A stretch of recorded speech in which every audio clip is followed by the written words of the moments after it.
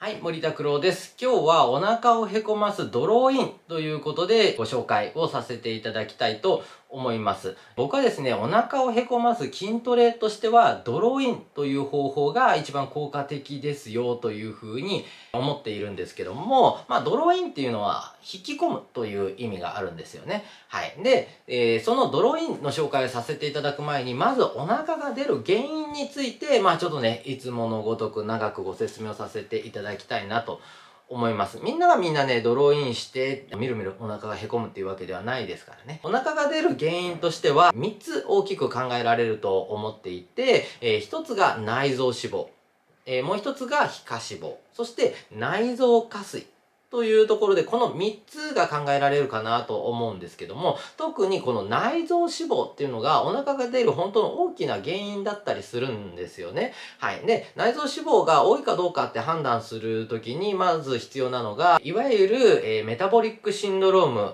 生活習慣病ってやつですけども、これのチェックをするときに、お腹、おへそのところですね、そこの腹部周径位を測るんですが、男性で85センチ、女性で90センチ、以上あると内臓脂肪が多い状態、つまりね、100平方センチメートルを超えてるなという、それ相応の、ウエスト周りだなということで判断されることが多いんですね。はい。で、こういうのって、いわゆる肥満は BMI25 を超えてくると肥満というふうに言われることが多いんですけども、それ以下の体重、BMI22 とか23とか標準ぐらいなのにお腹だけポコッと出ていて、それぐらいの人とかなんかは確実に内臓脂肪が原因でお腹が出ているよというふうに言われますね。はい。で、また男性と女性比べると、男性の方が内臓脂肪がつきやすい、傾向にあって、体重の割に、お腹が出ている肥満っていうのが、リンゴ型肥満と。はい、お腹だけポコッと出て、足は細いみたいな状態のことをリンゴ型というふうに言うんですけども、女性はね、女性ホルモンの影響で、妊娠とかもあるからだと思うんですけども、内臓脂肪がつきづらい傾向にあるんですが、ただ40歳あたりからやっぱ女性ホルモンがだんだんと減ってくるに従って内臓脂肪もつきやすくなってくるので、本当に50代、60代になってくると内臓脂肪型っていう方も結構増えてくると。女性の内臓脂肪ではなく皮下脂肪が多い肥満のことを洋梨型というふうに言ったりもしますよね。はい。で、もちろんね、女性も内臓脂肪がつかないわけではないですし、女性ホルモンの量っていうのも人によって違うので、女性だけどもリンゴ型、ね、若くしててもリンゴ型とか内臓脂肪が多い方っていう方もいらっしゃいます。内臓脂肪っていうのは基本的には、一番つきやすい脂肪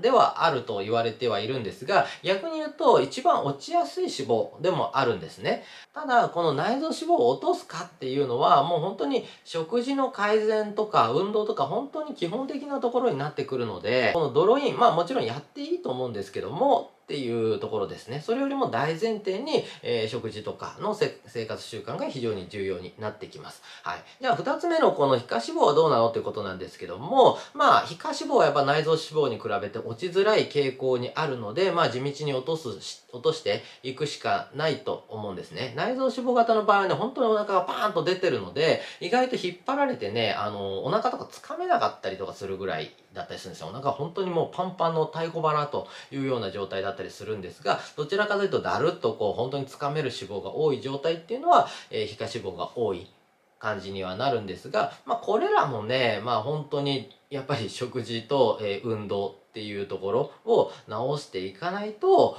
どうしようもないなということがあります。はい。ここにね、腹筋運動とかっていうと、いわゆる起き上がる系の腹筋とか、あとはなんかお腹ピクピクさせたりだとかで、脂肪がみるみる落ちるなんてことはないですし、脂肪が筋肉に変わったり、筋肉が脂肪に変わるっていうことも起こりませんので、はい。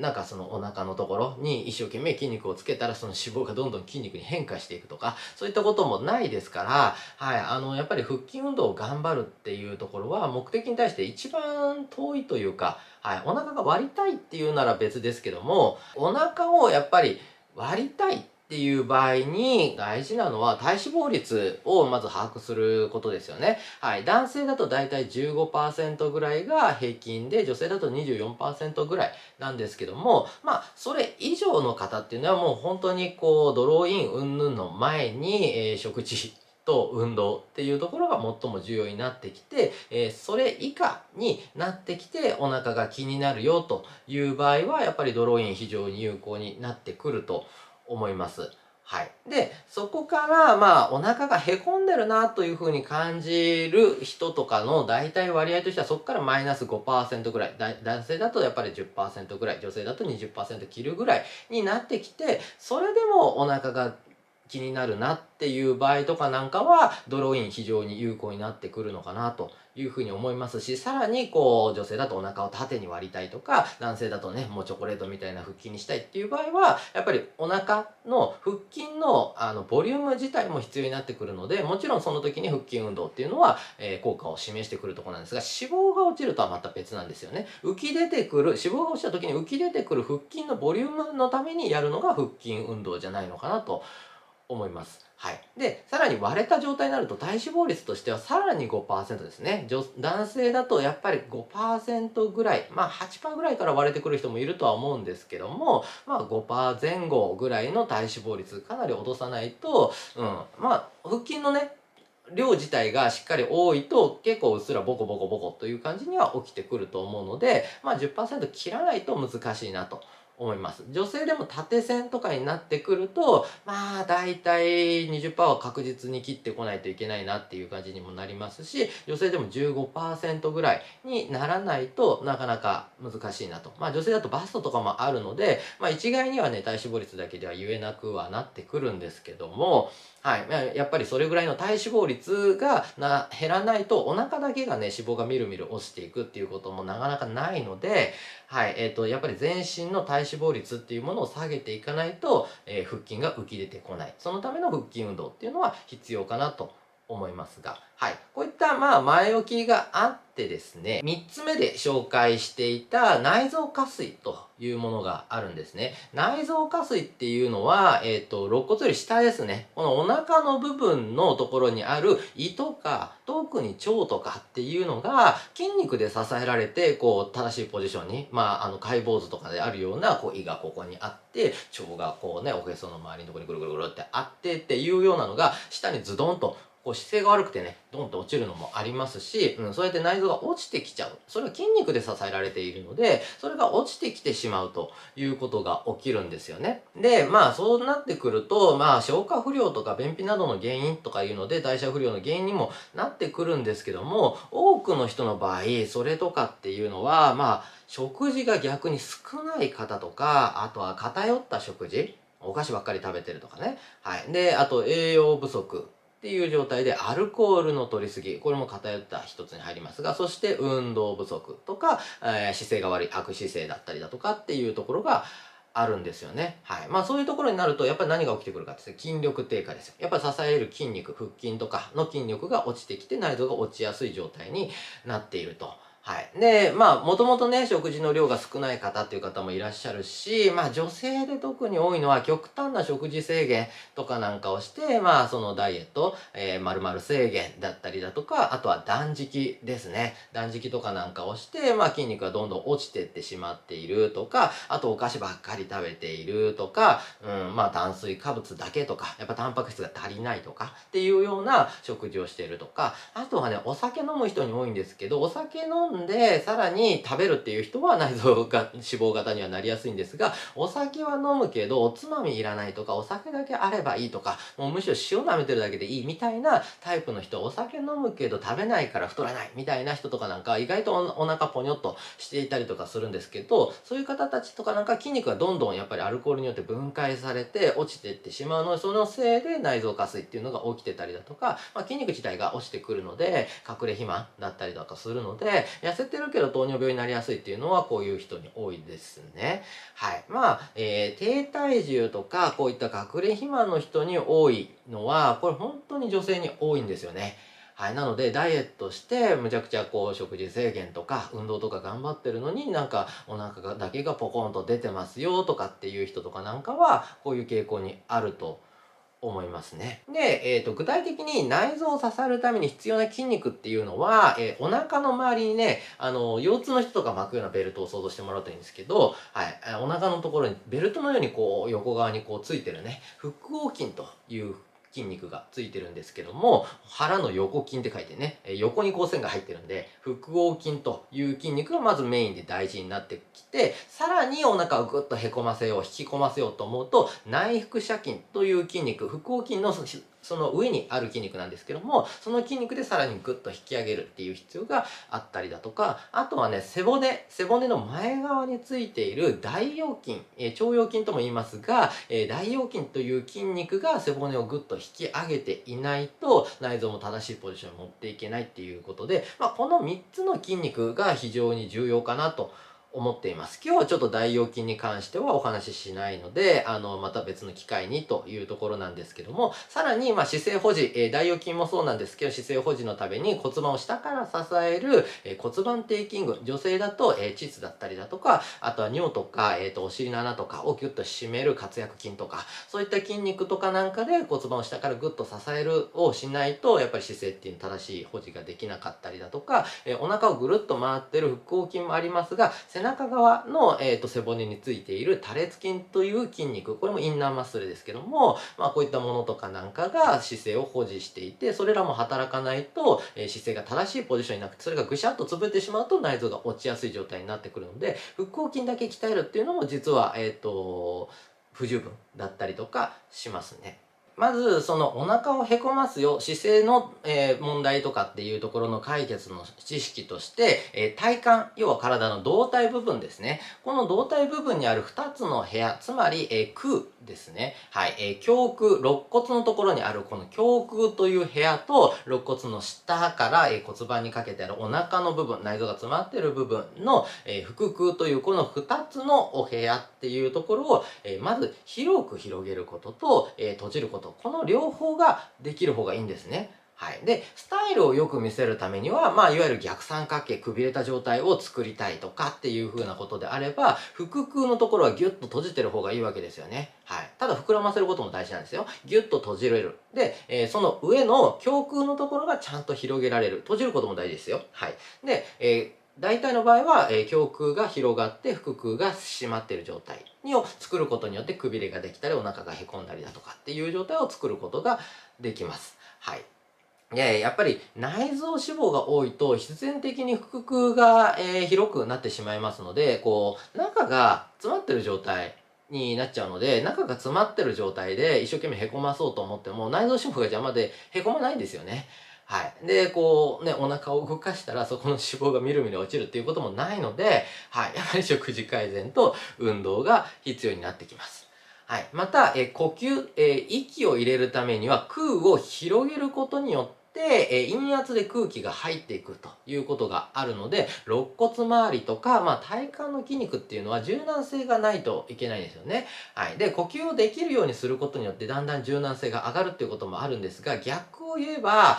柔軟性がしっかりあれば空気を入れやすいという、悪いと悪循環起こるし、良いといい循環が起きてくるので、ストレッチと呼吸合わせてやっていただくといいので、呼吸に非常に関わっている筋肉として、肋骨を引き上げるときに必要なのが首の筋肉とか、あと胸の筋肉、背中の筋肉とか、脇の筋肉とかが肋骨をぐわっと広げて上に引き上げてくれる。要は胸腔を広げてくれる、呼吸をするのに非常に重要な要素があるので、これらが硬いと肋骨動いてくれないんですよね。はい。っていうのもあるし、お腹を膨らませたりへこませたりとかってするのに、お腹周り、あとは腰周り、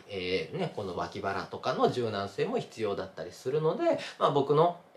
動画とかなんかに全身のストレッチ紹介してますし、いちいち動画をね、探すの大変だわということであれば、最新の本でボディメイクストレッチという本もありますので、これ全身をもう首からね、もう足まで全部のストレッチが載ってますので、はい、そちらとかなんかも読んでいただくと非常にいいのかなと思います。では、まず実践に入っていきましょう。はい。では、お腹を膨らませるとへこませるの腹式呼吸をやっていくことで、お腹をへこませる意識を少し作っていきましょう。この膨らませる、へこませるの意識を作るときにコツとして呼吸を合わせてやらないと。腹式呼吸なのに、まず、呼吸を合わせてやらずに動きだけを作ってあげるという方法があります。まずですね、自分のウエストを細くしようとグッとお腹引き上げることってあるじゃないですか。なんかきついデニムをね、グッと履くようなイメージで、ベルトギュッと締める時のようなイメージでお腹をグッと上げればいいんですね。はい。これが腹横筋を使った状態になります。それプラス、お腹を膨らませる。これが難しい人意外と多いですが、横隔膜を下に下げる状態なんですけども、お腹をなるべくぐーっと膨らませる。はい。この膨らませるとへこませる。これを筋肉の力だけでですね。はい。へこませるときは腹横筋。膨らませるときは横隔膜を使って、肋骨から下に横隔膜を使って押してあげるとお腹が押されるというのが、お腹が膨らむという動きですね。お腹をへこませる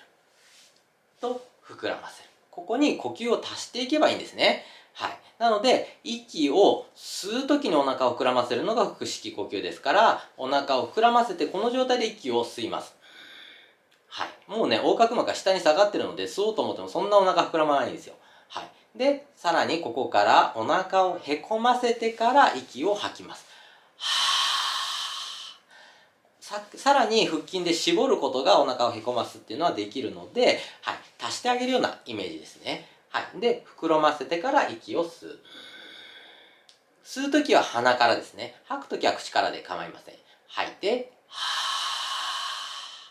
筋肉の動きに合わせて今度は息を吐きながらお腹をへこませました。次は吸いながら膨らませます。吸って、吐いて、吸って、吐いて、ここまで大きく動かなくていいですけども、だんだんこう自分でお腹を膨らませたりへこませたりっていうのを繰り返しやっていくうちに、腹横筋を使ったりだとか横隔膜を下げるっていうのは慣れてくるので、自分でこうちょっと動きをね、小さくてもいいので動かしながら、あ、へこませるってこういう筋肉使うんだっていう感覚をつけていくのがまず大事ですね。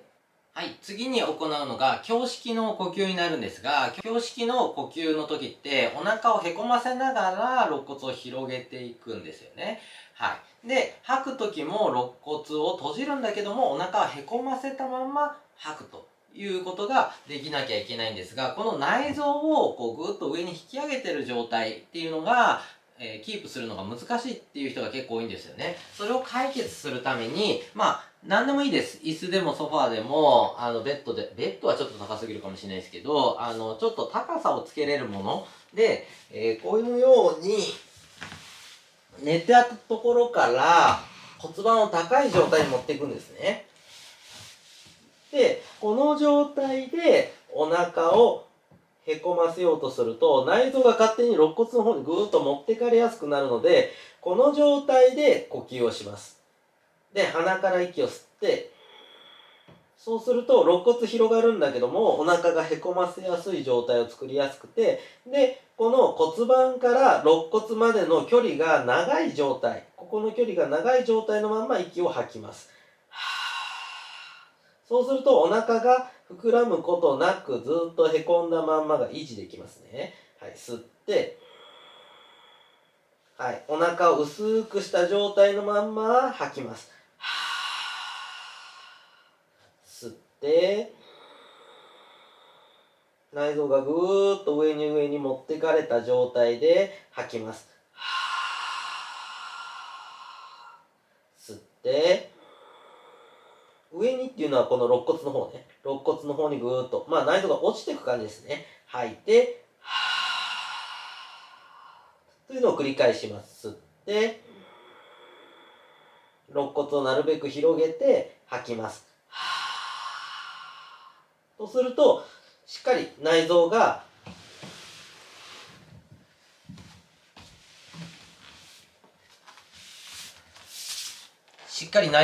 こう引き上がった状態っていうのをキープできると思います。はい。そして最後に寝た状態での、胸式呼吸をやっていきますね。はい。膝を曲げてこういう風に仰向けで寝た状態で、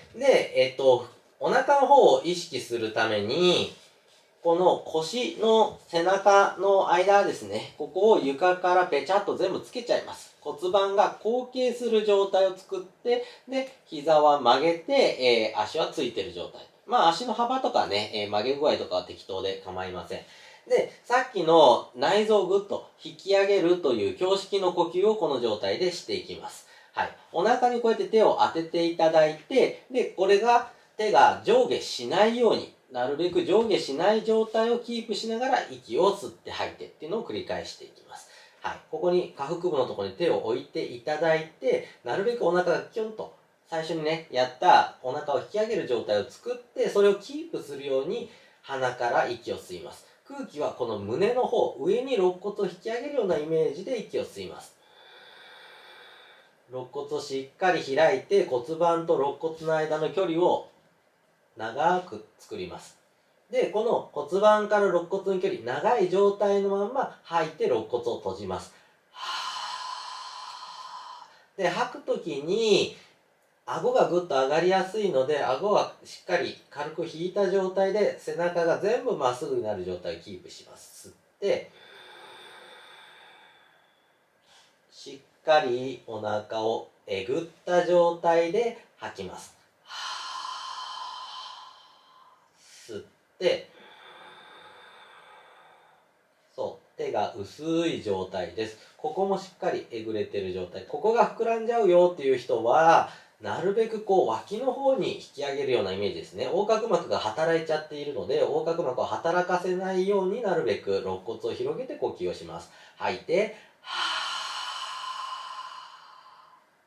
吐くときにお腹でぎゅーっと締めるんだけども、肋骨と骨盤の間は長い状態。吸って、吐いて、っていうのを何度も何度も繰り返して、しっかりこう下腹部、おへその下のところが締まっていくのを感じます。吸って、吐いて、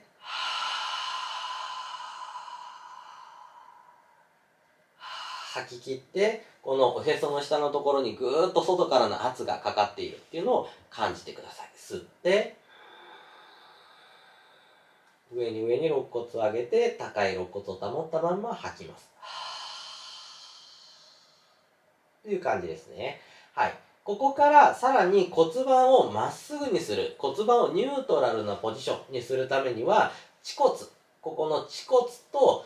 骨盤の出っ張り、横サイドにある、この出っ張りと恥骨がこのように三角を作っていただいたのが、床から平行の状態を作ると腰が少し反るような感じになると思います。はい。ここ腰の骨盤のすぐ上のところに手が1枚入る分ぐらいのこう隙間がね、もう通るぐらいの隙間があって、で、それよりも上にはいかないです。はい。背中まで反っちゃってる人は反りすぎで、胸のところ、肋骨を広げすぎなので、そうではなく、あくまで骨盤のすぐ上のところに隙間があるよという状態を作って、これでお腹を引き上げた状態での呼吸をします。はい。骨盤は動きません。この状態のまんまの呼吸です。おへその下のところに、手を置いていただいて、肋骨が開け閉めちゃんとしてるか、肋骨のところにも手を開けましょうか。はい。で、この状態で息を吸います。鼻から息を吸って、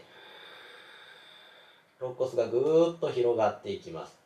で、少し肋骨上がってくるので、腰の下から、背中のところにも手が入るような感じの隙間ができると思いますが、ここから吐きます。吐くと肋骨がぎゅーっと締まっていきますね。吸って、肋骨が広がって、お腹が薄くなる、腰も薄くなる、この薄くなった状態キープしたまんま、お腹と背中でサンドしていくような感じですね。はい。で、さらに骨盤テイキング。座骨と座骨をぐーっと締めるような感じ。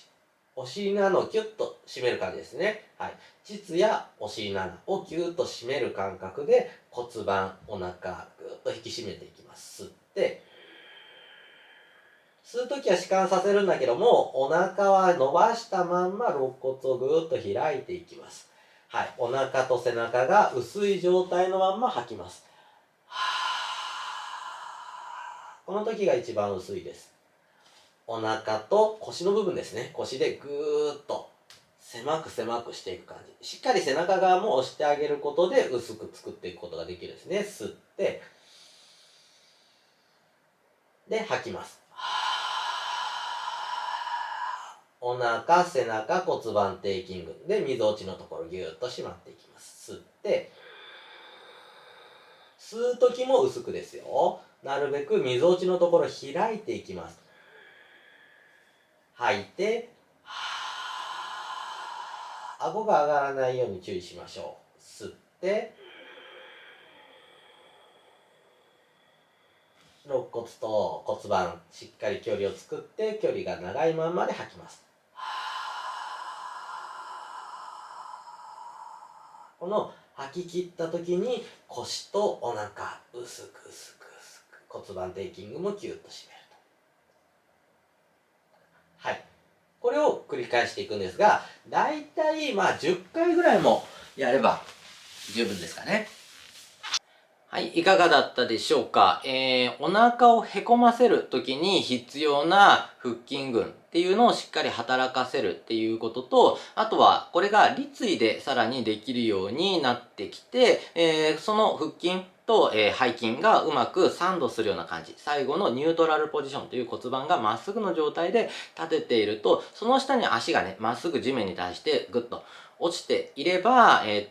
膝が伸びすぎるとか、体重が変な位置に来るとかっていうことが起こりづらくなってきますし、また、歩いてる時って足がね、こう動いて不安定になってますけども、足がドンってついた時に体幹がちゃんと安定していれば、全身がぶれずに、また足の負担とかっていうのも減ってくるよっていうこともあります。はい。で、また、今の呼吸っていうのがしっかりできていれば、反り腰に関しても非常に効果的になっていくので、特に吐くときですね。特に吐くときに、肋骨もしっかり締まって、息吸うときはいいんですけど、吐くときにしっかり締められるという風にしていただければ、だんだん反り腰っていうものも改善されやすくなります。はい。どうしてもね、反り腰になりやすい人は肋骨閉じるときに顎が上がりやすくなってくるので、背中とかの筋肉が硬くなってる、背中と腰とかが硬くなってる可能性があるので、その辺のストレッチもしていただくっていうのも効果的ですし、また呼吸でね、今ので意識で伸ばしていくっていうこともできるので、しっかり呼吸もしていただきながら、長い背骨を保ってあげることで反り腰っていうのも改善されていくかなと思いますし、お腹自体も内臓が落ちちゃってるっていう人は、お尻を高い位置に置いたりとかして内臓を引き上げる練習とかっていうのをしていただくと非常に効果的かなと思います。